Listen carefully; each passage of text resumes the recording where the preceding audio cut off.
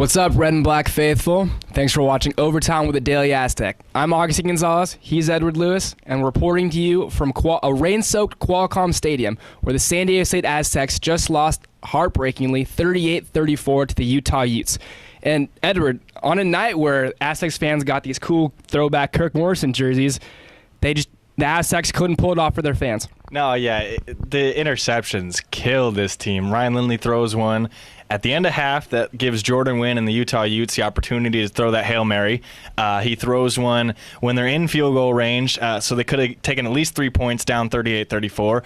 And then he throws another one at the end of the game, which obviously clinched the game, which could have been another 3 points. So the turnovers just destroyed them. But then they, as Brady Hoke pointed out, they had a couple penalties, and the missed extra point killed them because then they had to play for the touchdown at the end of the game rather than the field goal. It's just a sloppy game, and like Brady Hoke said, execution. Oh yeah, and we were talking during the game, and you said turnovers and penalties really kill you. But in my opinion, the turning point was the end of the first half, 3 seconds left.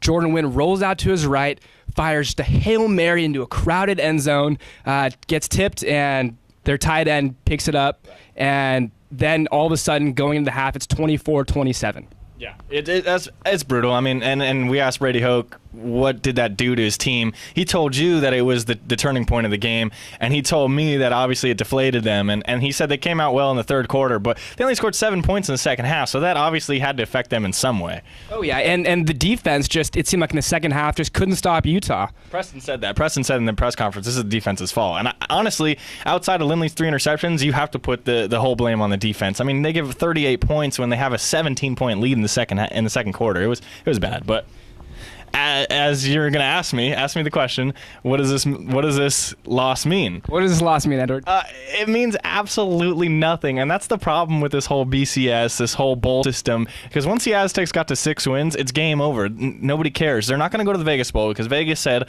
they're not going to take away the Aztecs from the Poinsettia Bowl here at Qualcomm Stadium, and they're not going to make a BCS Bowl going 10-2 or 11-1 because Boise State and TCU are already up there. So this loss means absolutely nothing, and this bothered you, but DeMarco Sampson came into the press conference and he had a smile on his face, and it showed me that they know that this game meant nothing in the grand scheme of things. Obviously it hurts because a loss always hurts, but it doesn't impact anything.